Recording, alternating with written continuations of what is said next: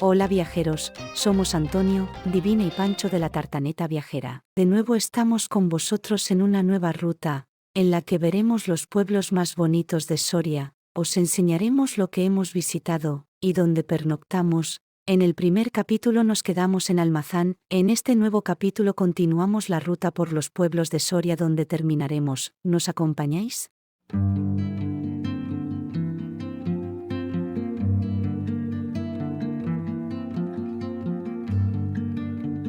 Morón de Almazán es una de las plazas más hermosas y desconocidas de Castilla. Al acceder a ella desde la parte baja del pueblo nos sorprende un conjunto monumental difícil de imaginar por su inmensidad y belleza. El conjunto artístico más notable de esta villa es sin duda su plaza mayor de estilo renacentista. Cuenta con un magnífico rollo gótico, que antiguamente se utilizaba para castigar a todos aquellos culpables de cometer delitos graves, siendo ejecutados enfrente de todo el pueblo. En la cúspide de la plaza, dominando todo el conjunto, se encuentra la iglesia parroquial de Nuestra Señora de la Asunción con esbelta torre plateresca. La iglesia fue iniciada en el siglo XV y tiene un aspecto gótico que se rompe con la torre plateresca, primorosamente decorada y construida en 1540. En el interior se conserva el sepulcro de un miembro de la familia Hurtado de Mendoza, un notable retablo barroco del siglo XVIII y una espléndida talla románica de la Virgen de la Muela, gran nave central con bóvedas de crucería y terceletes, y capillas adosadas a ambos lados. La cabecera es pentagonal y a los pies se encuentra un amplio coro elevado sobre un arco rebajado con balaustrada de piedra. El órgano es de 1822.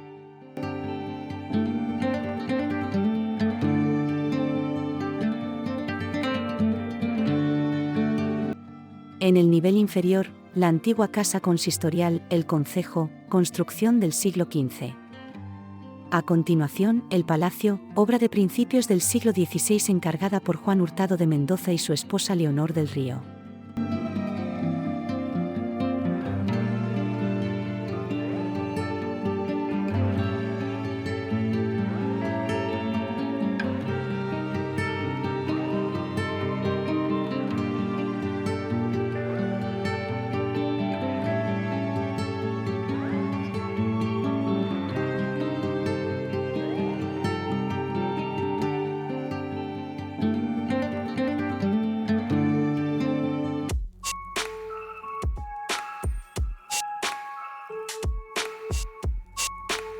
Para visitar Calatañazor, aparcamos en la parte baja del pueblo bajo las murallas, del que os dejamos las coordenadas. Desde el estacionamiento, se pueden ver las ruinas de la ermita de San Juan Bautista, una construcción románica con una portada decorada.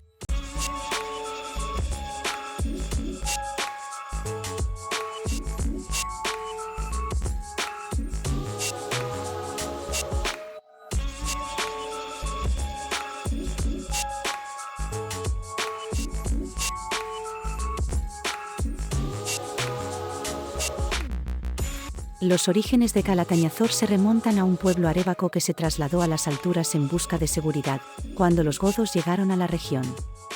Luego, Calatañazor se convirtió en un punto estratégico en la defensa contra los musulmanes. Calatañazor parece detenido en el tiempo, y en un paseo por sus calles descubrimos su encanto. El castillo de Calatañazor, del siglo XII, se alza en la parte más alta del pueblo. Ofrece magníficas vistas al Valle de la Sangre, el sitio donde Almanzor fue derrotado. Calatañazor contaba con murallas fortificadas en el siglo XII, con 8 torres de vigilancia, puertas y portillos. La plaza mayor es el corazón de Calatañazor, donde se encuentra la picota del siglo XV, un símbolo de justicia y la condición administrativa de la localidad. La calle real nos lleva a través de casas con estructuras medievales, suelos empedrados y fachadas de madera y piedra. Muchas de estas casas tienen blasones de piedra, aleros grandes, balcones y chimeneas cónicas. En la parte baja del pueblo se encuentra la ermita de la Soledad, del siglo XII, que destaca por su ábside románico y detalles arquitectónicos interesantes.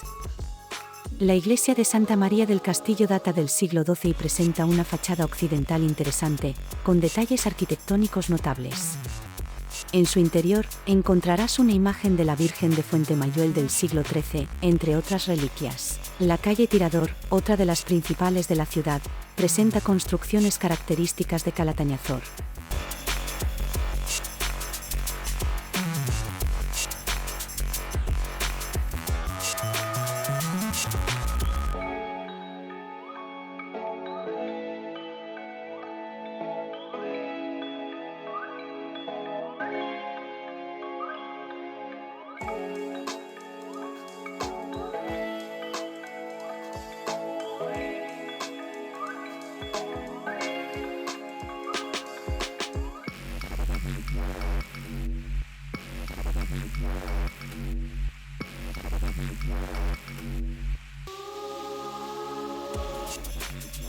Como nos pillaba de paso, nos paramos a ver la ermita de la Virgen de la Blanca, que se encuentra a unos 3 kilómetros del pueblo de Cabrejas del Pinar, y al borde de la N234, junto al Pinar.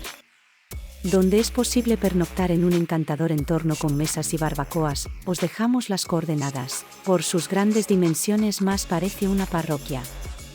Tiene planta en cruz latina con un gran ojo de buey sobre la entrada a la altura del coro y torre con 8 vanos. Presenta en sus laterales sólidos contrafuertes. La ermita alberga una hermosa imagen que data de 1818.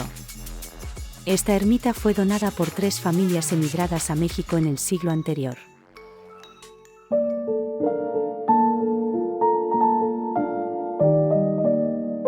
En San Leonardo de Yagüe, pernoctamos al lado de la antigua estación, tranquilos y sin ningún problema. Os dejamos las coordenadas. San Leonardo Abad es de estilo herreriano, data del siglo XVII. El templo es de planta rectangular con una cruz latina inscrita. Tiene 3 naves, la central es más ancha y alta que las laterales, separadas por arcos de medio punto. La cubierta de la nave central es de bóveda de cañón con lunetos cegados y tramos separados por arcos fajones de medio punto. Las naves laterales se cubren con bóvedas de cañón transversales, o sea, perpendiculares al eje de la nave central. La fachada de la iglesia corresponde a una época anterior al resto del templo. Cuenta en su interior con importantes retablos como el del altar mayor, el del Santo Cristo, el de la Virgen del Rosario, el de la Magdalena, el de la Inmaculada, de la Asunción, el de San Antonio y sobre todo el retablo del Ecce Homo, joya escultórica atribuida a Gregorio Fernández, además de numerosas pinturas, pilas bautismales y obras de imaginería.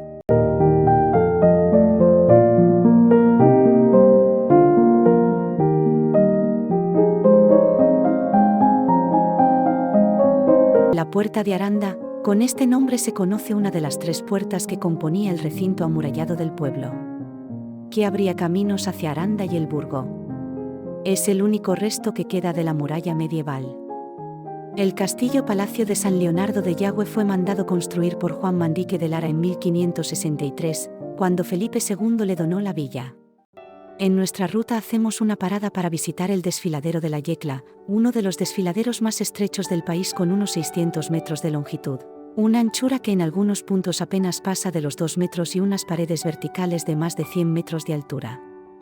Este angosto desfiladero ha sido formado por el arroyo, cauce, afluente del río Mataviejas, a lo largo de millones de años en que ha ido horadando estas paredes de roca caliza de las peñas de Cervera. La estrechez de sus paredes hace que muchas veces al fondo del cañón no lleguen los rayos de sol. Es sin duda un sendero muy fácil y espectacular.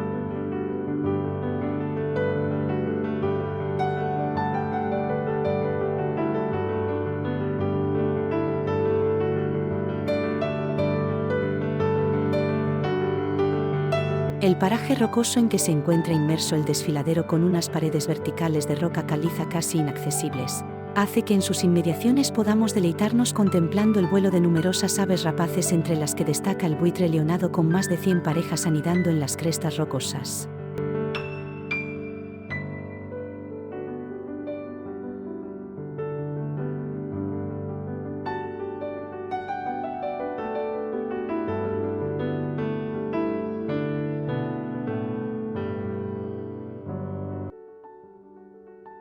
Hoy visitaremos el monasterio de Santo Domingo de Silos y el claustro románico y la botica que alberga en su interior. Ya en el siglo IX se tiene noticias de un monasterio dedicado a San Sebastián, que sería posteriormente ampliado, aunque será a partir del 1042, cuando bajo la iniciativa de un monje de nombre Domingo, sufrió una profunda reforma. La fama de Santo de Domingo hizo que este monasterio se convirtiera con los años en lugar de peregrinación. En el jardín, se puede ver su famoso ciprés plantado en 1882, de más de 25 metros de altura, al que Gerardo Diego dedicó su famoso poema.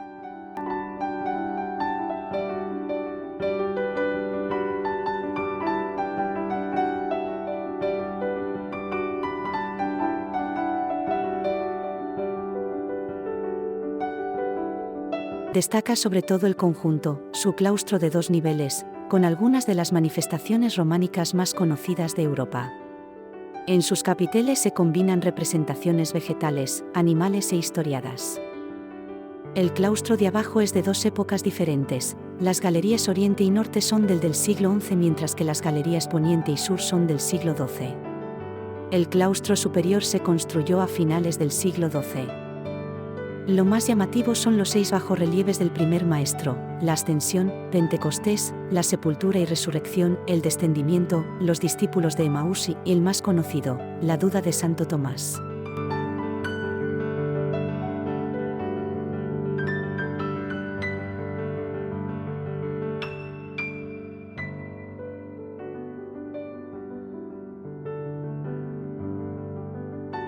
Accedemos al interior de la iglesia para escuchar los cantos gregorianos.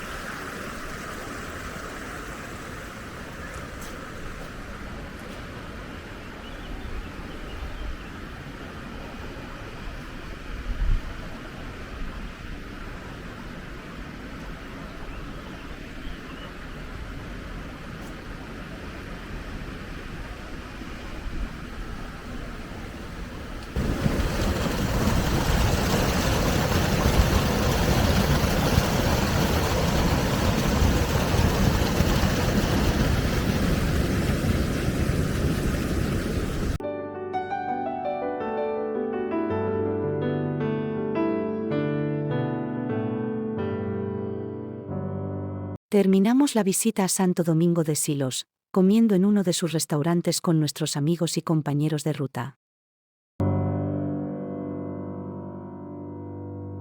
Hoy pernoctamos en el área de Covarrubias, villa también conocida como la Cuna de Castilla. A continuación, os contamos que veremos en Covarrubias, uno de los pueblos más bonitos de España. Empezamos la visita por el Archivo del Adelantamiento de Castilla. El edificio, construido en el siglo XVI, posee una entrada conocida como la Puerta Real, dado que antiguamente constituía el acceso principal a la villa. Fue un centro de documentación de todas las escrituras que emanaban del adelantamiento de Castilla hasta el siglo XVIII.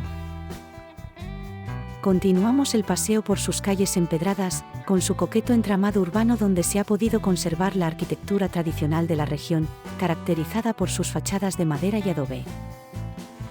La plaza del ayuntamiento se encuentra porticada por dos de sus lados.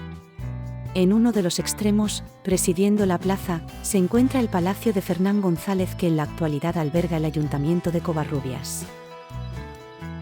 La casa de Doña Sancha, justo al lado del torreón de Fernán González, se encuentra una de las plazas principales de Covarrubias. Unida a la muralla defensiva, se halla esta torre que data del siglo X, el torreón de Fernán González, también conocido como el torreón de Doña Urraca, debido a que, según la leyenda, Doña Urraca, hija de dicho conde, estuvo encerrada en esta torre por culpa de su vida amorosa.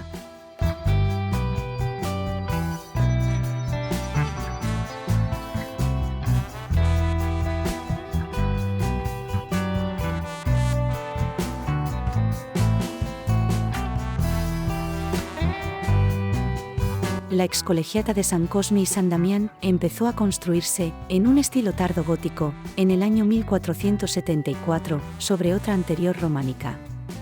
Tiene planta de cruz latina, y 3 naves, siendo la nave central más alta que las laterales. Posee un bonito claustro construido en el siglo XVI y varios sepulcros.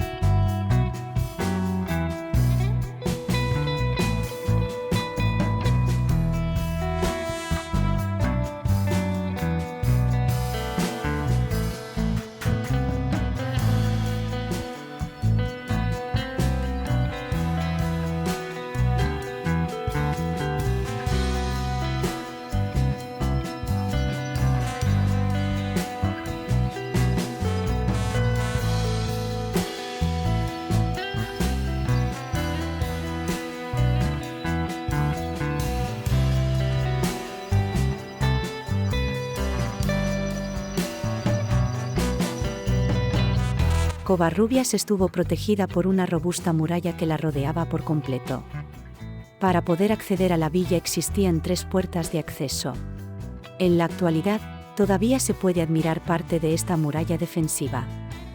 Sobre el río Arlanza tenemos el puente de San Pablo de piedra, muy bien conservado, gracias a que ha sido reconstruido en varias ocasiones. Atravesando el puente, podemos llegar al lugar donde se ejercía la justicia públicamente, ya que allí se encuentra el rollo jurisdiccional que data del siglo XVI.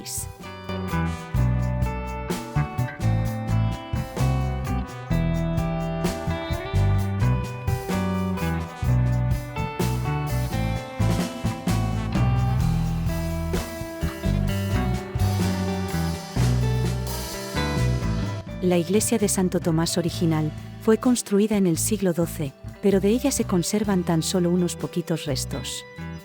La iglesia que vemos en la actualidad data en realidad del siglo XV.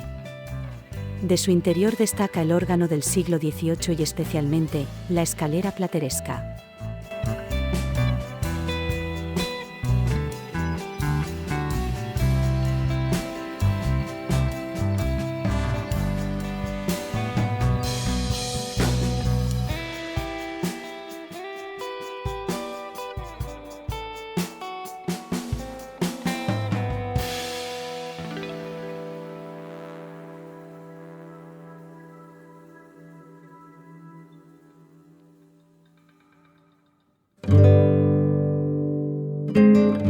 Nuestra siguiente parada es en el parking del Monasterio de San Pedro de Arlanza, donde es posible pernoctar. Os dejamos las coordenadas. Situado en la provincia de Burgos, el río Arlanza rodea las ruinas del histórico Monasterio de San Pedro Arlanza, testimonio artístico del románico. Fundado y dedicado por el conde Gonzalo Téllez y su esposa doña Lambra, a San Pedro, el 12 de enero del año 912. Sin duda, el origen histórico de San Pedro de Arlanza hay que buscarlo en los numerosos eremitas que habitaban las cuevas de los cañones calizos del Arlanza y que, en un momento dado, abandonaron la vida eremítica para abrazar la cenobítica como monjes de un monasterio. El propio conde Fernán González y su esposa doña Sancha fueron enterrados en Arlanza en el siglo XII.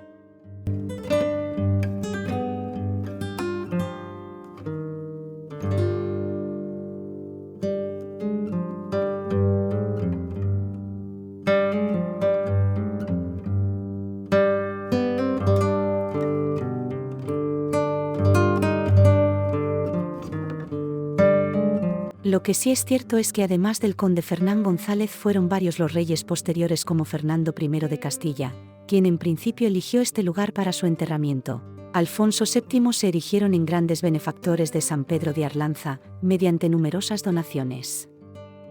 El mayor prestigio y poder de este monasterio se vivió en los siglos XI y XII, decayendo en los dos posteriores. No obstante, el monasterio llegó con vida al siglo XIX, momento en que los monjes fueron exclaustrados.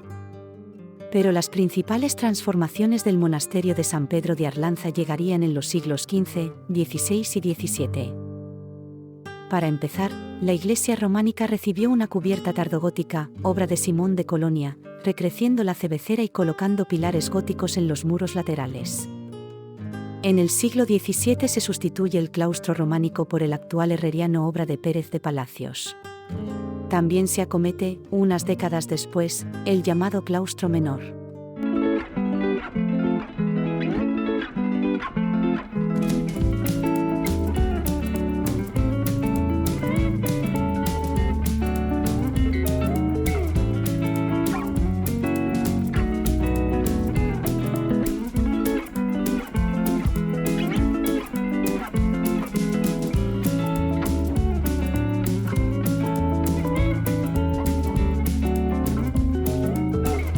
Tras esta serie de construcciones y remodelaciones, el complejo del monasterio de San Pedro de Arlanza llegó al siglo XIX en buen estado y con vitalidad.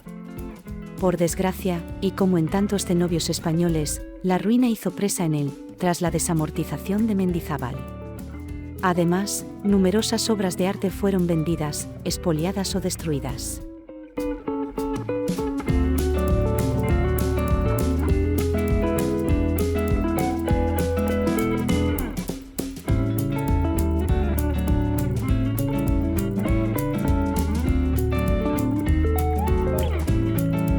Hoy dormiremos en Duruelo de la Sierra, un encantador pueblo situado en la provincia de Soria, rodeado por la imponente Sierra de Urbión, con su entorno montañoso, donde parten rutas para disfrutar de la naturaleza. Además, Duruelo de la Sierra cuenta con una rica herencia histórica que se remonta a tiempos ancestrales. Sus calles empedradas, casas de arquitectura tradicional y monumentos históricos como la iglesia de San Miguel Arcángel, son testigos silenciosos de su pasado. Iglesia de San Miguel Arcángel, templo edificado sobre una roca en la que se hallan cavadas tumbas, es de nave única, dividida en 3 tramos y de testero plano. Su construcción pertenece a diversas épocas. Los primeros restos se remontan a la época prerrománica, coincidiendo con las primeras tumbas de la necrópolis. Además, en el antiguo baptisterio y debajo del coro, a los pies del templo, sobreviven 3 ventanas con arco de herradura de raigambre mozárabe, alzadas en el siglo X.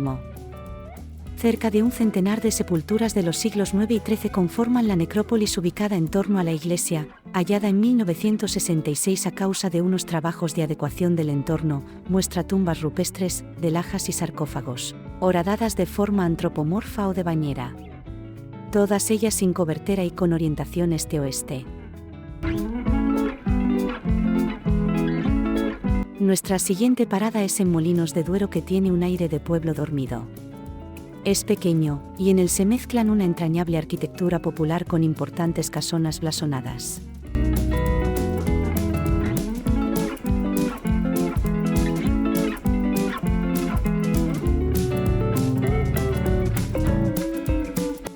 La riqueza que proporcionó el comercio de la lana y la carretería se muestra en los palacios y casonas que todavía podemos contemplar en perfecto estado en la población.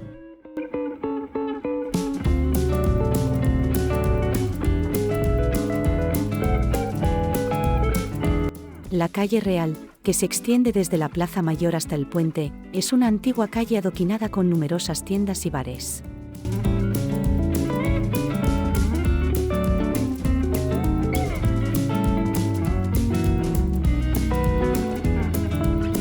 Entre sus mejores rincones está la Plaza Mayor, flanqueada por el ayuntamiento del siglo XVIII y coronado por un reloj, y la iglesia de San Martín de Tours, un templo gótico originario del siglo XVI.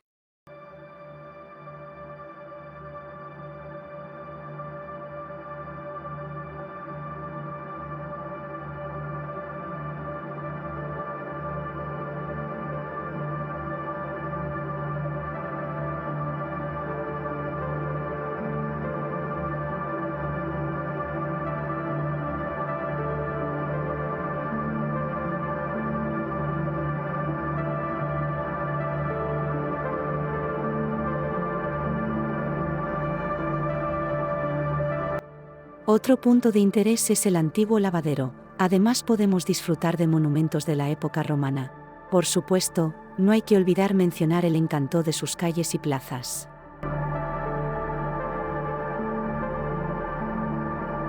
Siguiendo nuestra ruta por los pueblos de Soria, y algún otro de Castilla y León, que nos pilla de paso, llegamos a uno de los pueblos más bonitos de España, Vinuesa, un pueblo rodeado de pinares, con calles empedradas, palacios con un interesante origen, una majestuosa iglesia con retablos únicos, los restos de un puente romano, casas con arquitectura tradicional pinariega, miradores y parajes únicos como la Laguna Negra.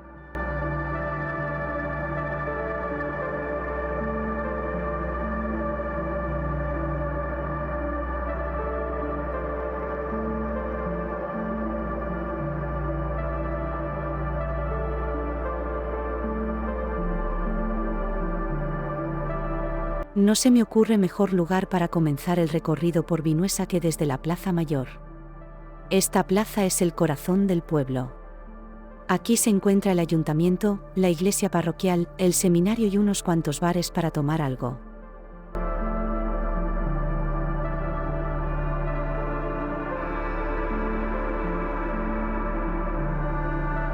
La iglesia de Nuestra Señora del Pino de estilo gótico renacentista se comenzó a construir en 1591 por el maestro cantero Juan de Naveda.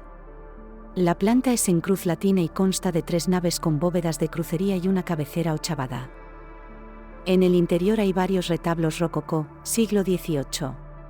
Su retablo mayor, de Domingo González de Acereda, es del siglo XVII y está considerado como uno de los más importantes de la provincia.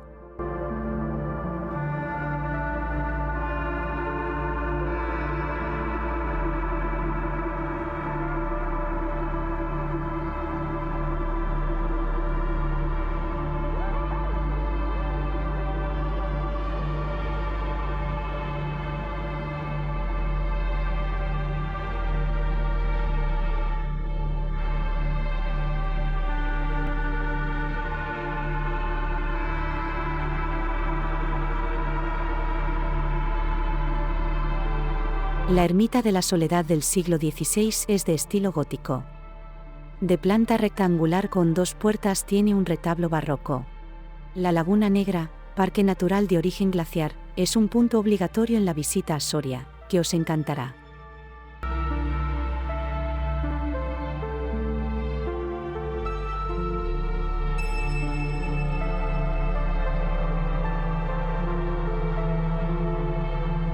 La siguiente parada la hicimos en el pueblo de Garray, donde visitamos el pequeño casco histórico y la iglesia parroquial de San Juan Bautista, obra gótica del siglo XVI construida sobre otra anterior románica, de la que se conserva una sencilla portada de 2 arquivoltas y guardapolvo sobre las impostas y jambas, con su nido de cigüeñas.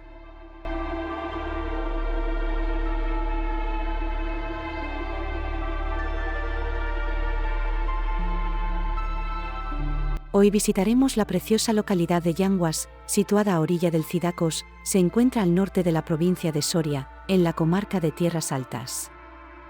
De pasado marinero y comerciante, fueron los yangueses eximidos del pago del portazgo por Alfonso XI, por lo que no tenían que abonar tributos para comerciar por las ciudades y pueblos de Castilla, de ahí la tradición de los arrieros y tratantes yangueses. De su antiguo esplendor conserva su castillo y restos de muralla. Su casco urbano, muy bien conservado, está jalonado de casas blasonadas. En 1993 fue declarado conjunto histórico.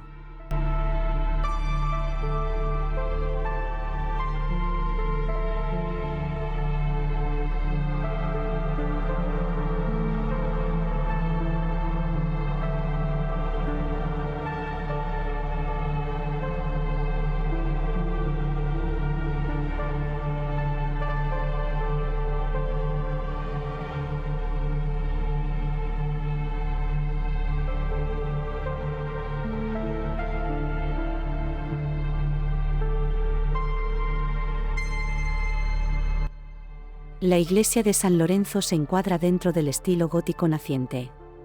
Contenía un interesante retablo plateresco que se encuentra actualmente en la iglesia de Santa María.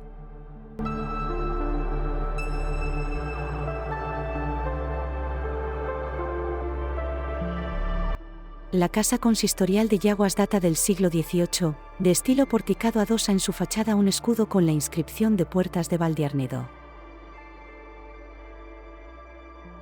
El castillo de Yaguas fue construido en tapial según técnicas de tradición musulmana. Conserva, aunque deteriorado, todo su recinto interior de planta casi cuadrada flanqueada por 4 torreones de la misma geometría, siendo el que tiene la base más ancha la torre del homenaje. Se conservan 3 caras de su recinto exterior, también de tapial y la portada de acceso a una de ellas. La Puerta del Río data del siglo XIII y es la que gozaba de mayor importancia, pues allí era donde todos los comerciantes que entraban debían pagar los portazgos, unos impuestos sobre las mercancías que trasladaban. A través de ella se accede al antiguo recinto y a la plaza del concejo donde se encuentra el ayuntamiento.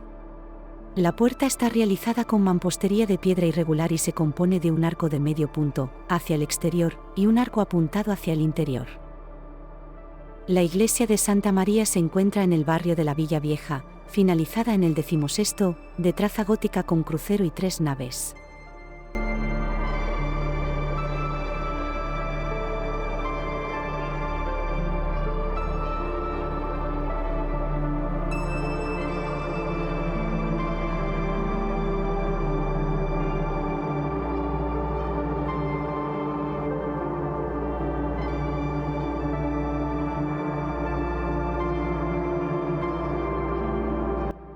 Del siglo XVIII también data el palacio y escudo heráldico que adorna la fachada del Palacio de los Cereda.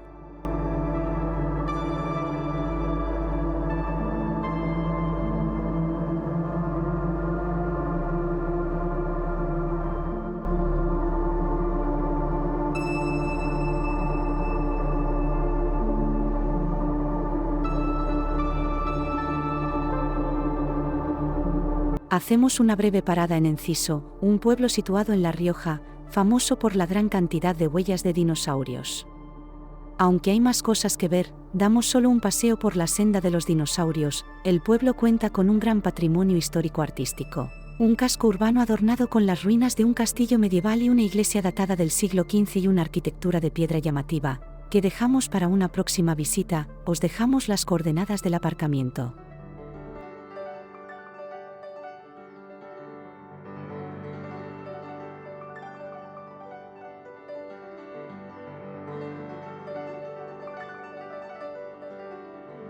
Hoy pernoctamos en el área gratuita de Ágreda, situada en un entorno de naturaleza junto al Moncayo, con parcelas entre árboles, con sombra y césped con todos los servicios, cerca de un bonito y cuidado parque con mesas de picnic y barbacoas, desde donde dando un agradable paseo de 20 minutos llegamos al casco histórico. Como siempre os dejamos las coordenadas.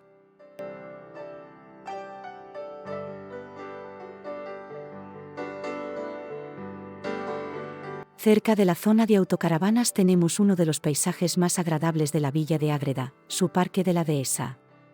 Entre sus atractivos se encuentran la gran alineación de castaños de Indias considerada la más grande de Europa, la fuente sulfurosa que tan fuerte huele y tantas propiedades tiene, los ojillos de agua, que sirven de nacimiento alqueiles, los diferentes gimnasios al aire libre, y las barbacoas para hacer una merienda o un almuerzo. Ágreda ha tenido una gran importancia histórica, gracias a su enclave privilegiado en la depresión del Ebro y a los pies del Moncayo. De esta manera, el paso de múltiples civilizaciones ha dejado una preciosa huella en este bello pueblo de Soria, conocido con el nombre Villa de las Tres Culturas, árabe, judía y cristiana.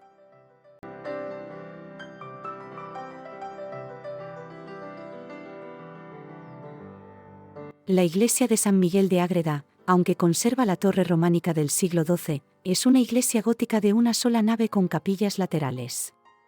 El edificio actual es del siglo XVI pero se levantó sobre uno anterior, del que se conserva la torre del muro norte. En la torre se elevan 4 cuerpos separados por líneas de imposta decorada con boceles y bolas. El presbiterio es una destacada obra del Renacimiento español.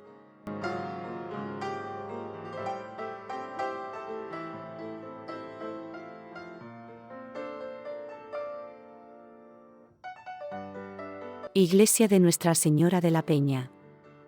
Es la más antigua de las iglesias románicas levantadas en Ágreda en el siglo XII. Según la tradición ocupa el solar de la antigua mezquita, en el centro del barrio moro. Fue consagrada el 23 de octubre de 1193 por el obispo de Tarazona don Juan Frontín. A la cabecera del templo vemos el retablo barroco, también de autor anónimo, donde destaca un óleo con la Inmaculada Concepción sostenida y rodeada de ángeles.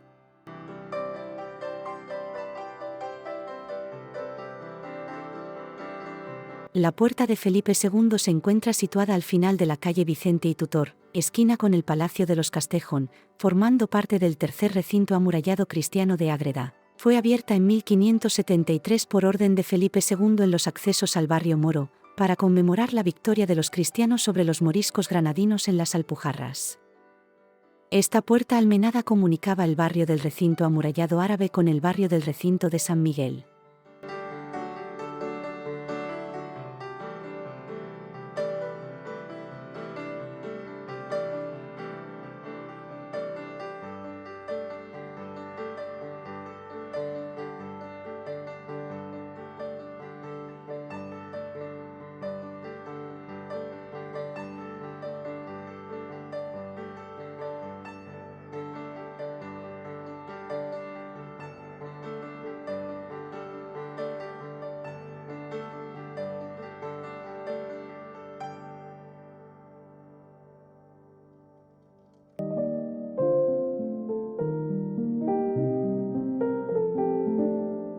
El arco califal, construido en el siglo X, al igual que la muralla árabe, es uno de los 4 accesos con que contó este recinto amurallado.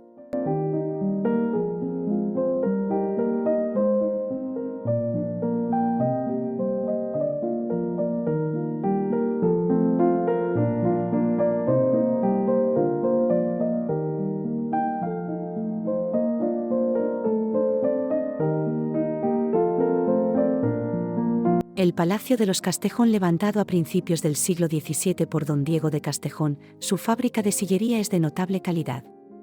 Para edificar el conjunto, hubo que salvar un pequeño barranco que separaba el barrio árabe del resto de la población. Posee una sobria portada con frontón roto sobre balconada y escudo en el centro. Esconde en su interior un patio con elegante columnata de 2 alturas y un bello jardín de estilo renacentista. A la galería superior del patio se accede por una bella escalera cubierta por una cúpula de estilo florentino.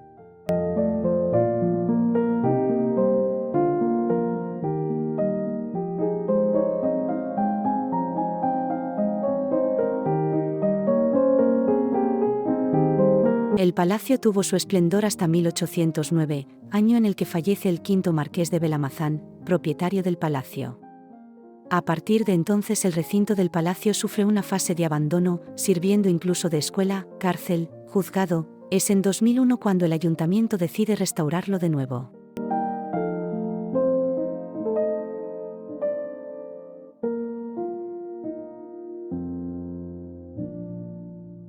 En nuestra última etapa por los pueblos de Soria, pernoctamos en el aparcamiento de la ermita de San Saturio de Soria, desde donde sale un trenecito turístico que nos acerca al centro histórico. La ermita de San Saturio es una de las visitas obligadas que hay que hacer. Se encuentra situada a la salida de Soria en dirección a Zaragoza a orillas del Duero. Aprovechamos para hacer la visita por la tarde, y dejamos para mañana la visita a Soria capital. Cuenta la tradición que en el siglo VI el noble soriano Saturio, quien nació en Soria el 8 de mayo del año 493 y era hijo de una noble familia que le legó un importante patrimonio, repartió sus riquezas entre los pobres y marchó a vivir como un anacoreta a unas cuevas junto al Duero. En uno de los frescos de la capilla se describe uno de los milagros de San Saturio, quien poniendo su capa sobre el Duero permitió a su discípulo pasar sobre ella sin mojarse. La ermita actual se construyó a finales del siglo XVII, sobre el roquedal al lado del Duero. Hay que destacar también el habitáculo del Santero de San Saturio, una habitación recreada al estilo de la anacoreta que habitaba la ermita. Consta además de una sacristía en la que hay un retablo barroco con un gran Cristo crucificado. A continuación de la sacristía se encuentra la iglesia de planta central octogonal, cuyo altar de estilo barroco está profusamente decorado y cobija un busto relicario del santo con sus restos.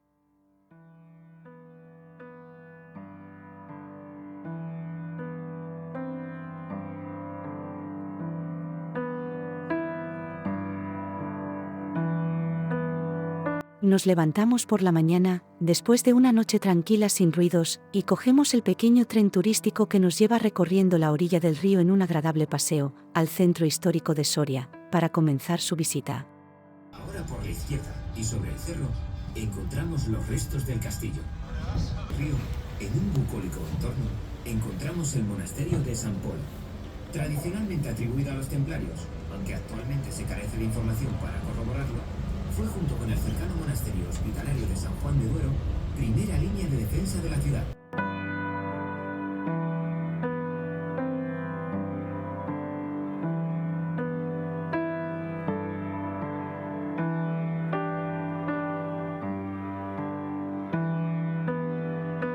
El tren nos deja en el centro, después de un pequeño paseo, y empezamos el recorrido por el Collado, la principal calle peatonal, desde donde encontramos a pocos metros la románica iglesia San Juan de Rabanera, que parece una maqueta de lo que sería una iglesia románica tipo. La rodeamos y contemplamos la portada dedicada a San Nicolás, admiramos su esbelto y curioso ábside de doble vano. Un poco más adelante, entre los modernos edificios se asoma, orgulloso y contundente renacentista, el Palacio de los Condes de Gómara. Los arcos juegan saltarines en su doble arcada, la torre lanza al cielo sus acróteras coronadas habitualmente por curiosas cigüeñas y en su monumental portada, entre maceros poderosos.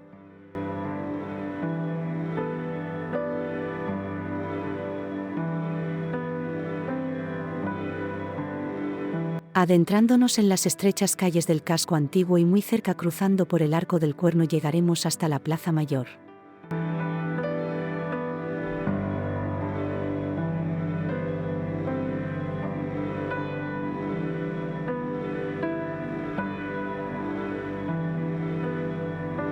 En ella, encontramos la Casa Consistorial de los 12 Linajes, el Palacio de la Audiencia, ahora Centro Cultural, la Fuente de los Leones, la Torre de Doña Urraca y el románico Templo de Nuestra Señora de la Mayor, eco de alegrías y penas para Machado, pues en esta iglesia se casó con Leonor y se ofició el funeral de la misma pocos años después.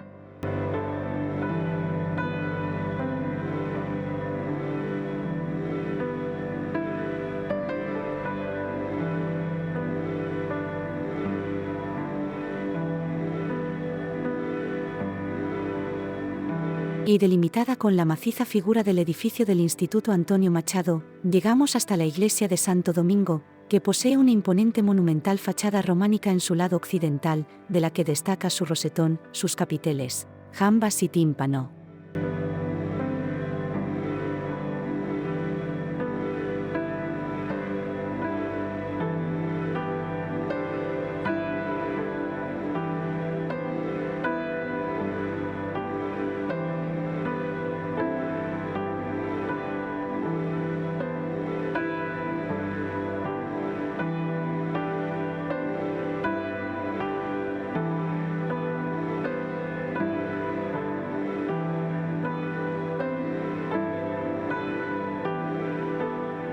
Visitamos sin prisa el auténtico jardín de esta ciudad, situado en su corazón, el Parque de la Alameda de Cervantes, la Dehesa, paseos con bóvedas vegetales y suelos tapizados por hojas en otoño, románticos rincones con fuentes, y una gran pradera en su zona más alta.